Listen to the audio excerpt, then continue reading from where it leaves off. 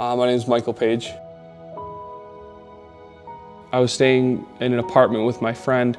I remember I was so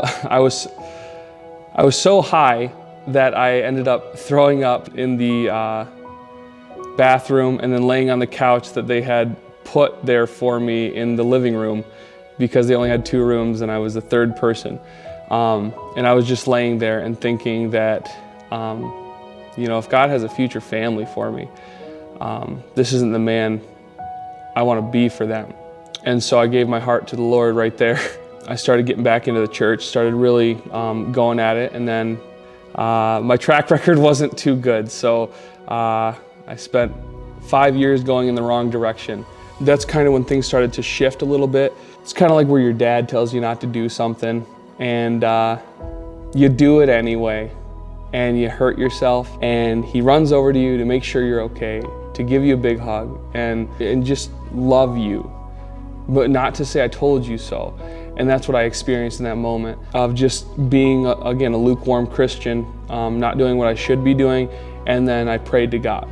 A friend told me to pray to God while I was sobbing in my car. And so I did, and I felt this just rush of calm and love come over me. But then I started to really lean back into the Word. My church, this church, was going through a very rough period. In this time, I was going through a lot myself, and I'm usually a happy-go-lucky person, and I couldn't be that. I feel like God was preparing me because about a year after the world got flipped upside down and stuff, my fiance left. Had this peace that I never had before. I was just on the couch in my room, and I was screaming out to God. I just didn't know how to process it. And in that time, I started to see our church got a new pastor, and I just felt called back. I didn't know him, and I care about this church a lot, and I was probably standoffish. We sat down and talked one day after I got out of work, and we talked for like 2 hours.